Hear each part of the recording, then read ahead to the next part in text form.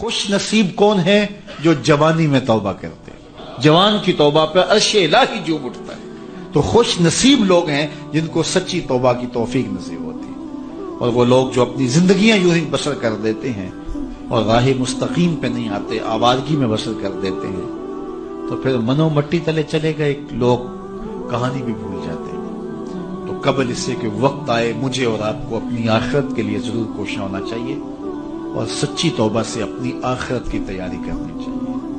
کل کا پچھتاوا آج کے پچھتاوے سے بہتر ہے۔ کل کا پچھتاوا تو سوائے حسرت دکھ بڑھانے کے اور کیا ہوگا؟ آج کا پچھتاوا زندگی بدل دے گا۔ وقت پر کافی ہے ایک قطرہ بھی آب خوش ہنگام کا، جل گیا جب کھیت برسا می تو پھر کس کام کا۔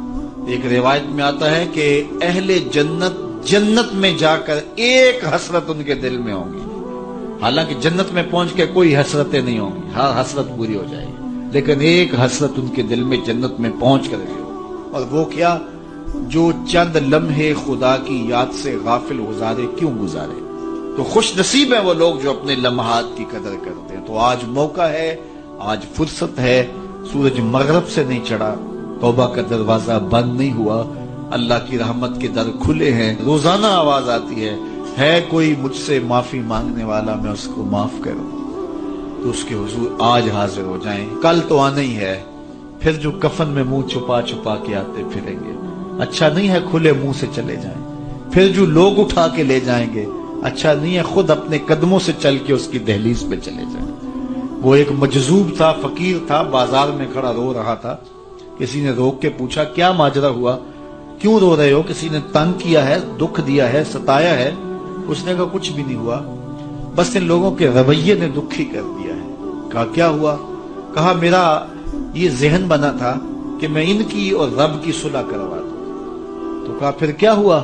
کہا وہ تو مانتا یہ نہیں مانتا، وہ تو کہتا ہے ان کو لے آ میری دہلیز پہ، ایک آنسو سے سارے گناہ معاف کر دوں گا، لیکن ایسے کھوئے ہیں یہ الٹا مجھے بے وقوف کہہ رہے ہیں، یہ مجھے گھور رہے ہیں کہ تم کیا ہمیں بتا رہے ہو۔ اللہ اکبر۔ تو وہ تو مانتا ہے لیکن یہ نہیں مانتے۔ اگلے دن اسی فقیر کو دیکھا گیا کہ وہ قبرستان میں کھڑا رو رہا ہے، تو وہی شخص گزرا تو اس نے روک کے پھر پوچھا بابا قبرستانوں میں بھی روتا ہے اور بازاروں میں بھی روتا ہے، آج کیا مسئلہ ہوا؟ کہا مسئلہ میرا کل والا ہی ہے۔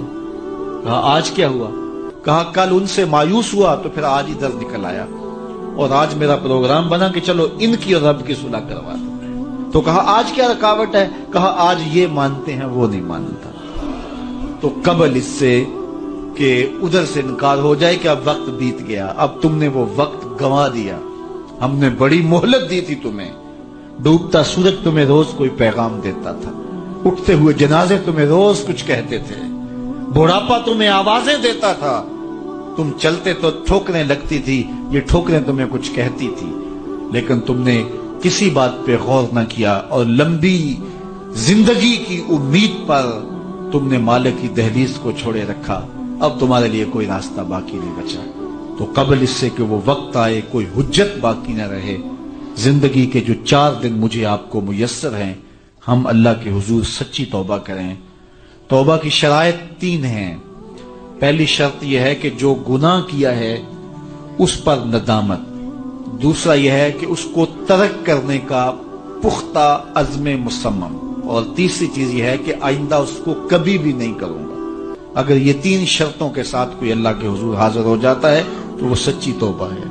لیکن محض کسی مجلس کے اندر توبہ توبہ پکار اٹھے، جس طرح وہ گاڑی والا ایکسیڈنٹ دیکھتا ہے تو رکتا ہے، 5 لاشیں گری ہوئی ہیں تو وہ ٹیپ بھی بند کر دیتا ہے، سارے بس والے توبہ توبہ پکارنے لگ جاتے ہیں، 1.5 کلومیٹر کے بعد پھر دوبارہ وہ بٹن دبا دیتا ہے، اور پھر وہی گانے اور وہی غلیظ چیزیں، اور پھر معمول کی زندگی۔ ایسی توبہ نہیں ہے۔ توبہ یہ ہے کہ ما قبل کہ جو اعمال ہیں ان سے ندامت پیدا ہو اور ان کو ترک کر دیا جائے، اور آئندہ عزم مصمم رکھا جائے، تو اللہ تعالیٰ جل شانہ سچی توبہ کو قبول کرتا ہے، اور پھر توبہ کرنے والے کے ما قبل کے سارے گناہ مٹا کے نیکیوں میں تبدیل کر دیتا ہے۔ اللہ جل شانہ مجھے بھی آپ کو بھی سچی توبہ کی توفیق سے مالا مال فرمائے، اور زندگی کی ایک ایک ساتھ اپنے دین کے لیے گزارنے کی۔ حضور علیہ السلام نے ارشاد فرمایا میرے دوستوں میں سب سے قابل رشک دوست وہ ہے کہ جس کا سامان دنیا تھوڑا ہے اور نمازیں زیادہ ہیں، اور پھر ارشاد فرمایا جب وہ چلتا ہے تو اس کی طرف اشارے بھی نہیں ہوتے، یعنی وہ اتنا معروف نہیں ہے کہ وہ گزر رہا ہو تو لوگ کہیں یہ فلاں جا رہا ہے فلاں جا رہا ہے۔ اور پھر حضور علیہ الصلوۃ والسلام نے اپنے ہاتھ سے وَنَقَدَ بِيَدِهِ، حضور نے ایسے چٹکی بجائی اور فرمایا اس کو موت بھی ایسے ہی آئی، موت بھی اس کو ایسے ہی آئی۔ اور پھر حضور نے آگے ارشاد فرمایا قلت بواکی ہے، اس کو رونے والے بھی تھوڑے ہی تھے، بہت زیادہ رونے والے نہیں تھے۔ فرمایا میرے دوستوں میں قابل رشک دوست دیکھنا ہو تو یہ ہے اس کا جنازہ جا رہا۔ اللہ اکبر، یہ دنیا پہ آئے، ایک کونے کھجرے میں زندگی کاٹ دی، رزق حلال کمایا، معاشرے میں کوئی اتنی پہچان بھی نہیں بنی، بس آئے، بس زیادہ وقت مسجد میں گزرا، سجدے کثرت کے ساتھ تھے، حقوق العباد کا خیال رکھا، کسی کو دکھ نہیں دیا اور اپنی زندگی گزار دی۔ مرے تو زیادہ لوگوں کو پتہ ہی نہیں چلا، اس کی کسی کو کمی محسوس نہیں ہوئی، اس لیے کہ معاشرے کے اندر وہ ایسا ہی نہیں تھا۔ لا یشار الیہ الناس، لوگ اس کی طرف اشارہ نہیں کیا کرتے تھے کہ یہ فلاں ہے یہ فلاں ہے، اس کا تذکرہ نہیں کیا جاتا تھا، نہ کسی شادی میں بلایا جاتا تھا، نہ کسی ولیمے میں بلایا جاتا تھا۔ معاشرے میں ایک گمنام زندگی تھی، لیکن سجدے اس کے زیادہ تھے، نمازیں اس کی زیادہ تھی، قلت بواکی ہے، اور زندگی کے بکھیڑے بھی زیادہ نہیں تھے، گیا تو رونے والے بھی بہت ہی تھوڑے تھے۔ تو فرمایا میرے دوستوں میں قابل رشک دوست دیکھنا ہے تو یہ اس کا جنازہ جا رہا ہے، چونکہ جتنا وزن تھوڑا ہوگا، جتنا بھار کم ہوگا، اتنا سفر آسان ہوگا۔ تو ہماری زندگی آخرت کے لیے گزرنی چاہیے، اور ہم اتنا بوجھ نہ بنائیں کہ جو ہمارے لیے اٹھانا مشکل ہو جائے۔ تو ہم اپنی ساری زندگی مرتب کریں، منظم کریں، ہم فالح بن جائیں۔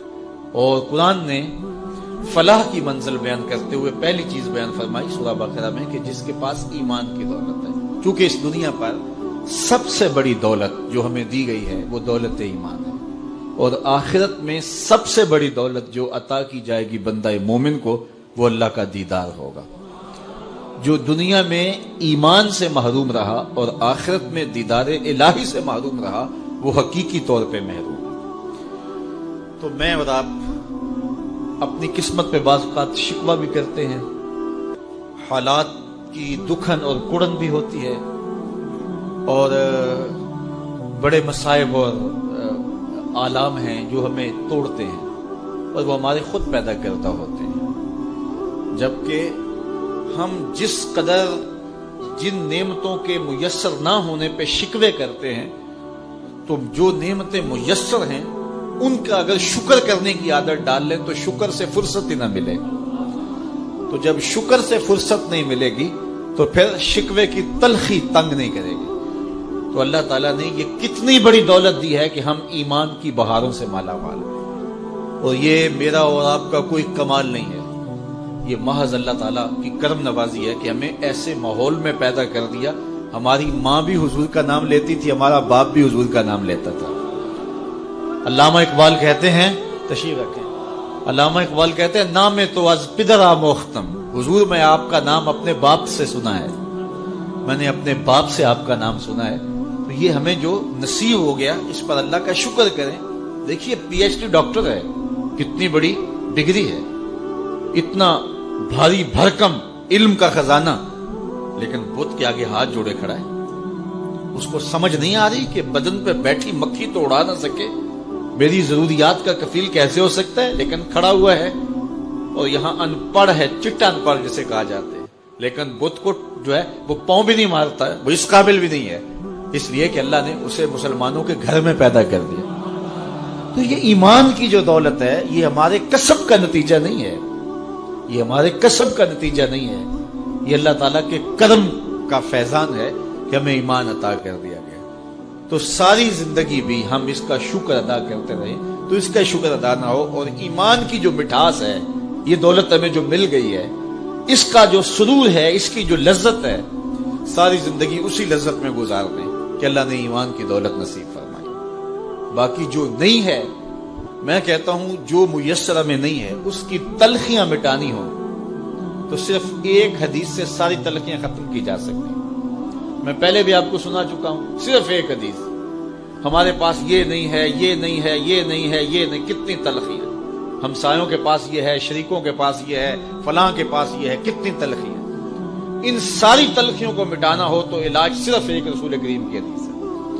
حضور نے ارشاد فرمایا جو اللہ کے دیے گئے تھوڑے رزق پہ راضی ہو گیا، اللہ قیامت کے دن اس کے تھوڑے عملوں پہ راضی ہو جائے گا۔ چل بندے موج کر، تو میرے تھوڑے پہ راضی ہو گیا تھا، میں تیرے تھوڑے عملوں پہ راضی ہو گیا۔ اب جتنی بھی محرومیاں ہوں، ساری تلخیوں کو مٹانا ہو تو یہ صرف ایک حدیث ہی کافی ہے، اور زندگی کی جتنی بھی خوشیاں ہوں وہ حاصل کرنی ہو تو یہ تصور ہی کافی ہے کہ میں مسلمان ہوں، میں ایمان والا ہوں۔ بڑے بڑے سائنسدانوں کو اسلام نہ مل سکا، بڑے بڑے جنہوں نے دنیا کو بڑا کچھ دیا اور زمانے پہ ان کا نام ہے، علم و دانش، ان پہ فخر کرتے ہیں، لیکن یہ دولت اسے نہیں دی گئی، اور یہ جو ہے وہ چارہ کاٹنے والے ایک دیہاتی کو مل گئی یہ دولت، تو وہ شکر نہ ادا کرے کہ مالک جو نیوٹن کو نہیں ملا وہ مجھے مل گیا۔ اتنے بڑے سائنسدانوں کو جو نہیں مل سکا، دنیا کے دانشوروں کو نہیں مل سکا، جو پوری دنیا کو چلاتے ہیں، پوری دنیا کی منصوبہ بندی کرتے ہیں، یہ دولت انہیں نہیں نصیب ہوئی اور مجھے ماں کی گود سے نصیب ہوگی۔ تو یہ تصور ہی نحال کر دیتا ہے کہ مجھے ایمان کی دولت نصیب ہوئی، تو یہ سب سے بڑی دولت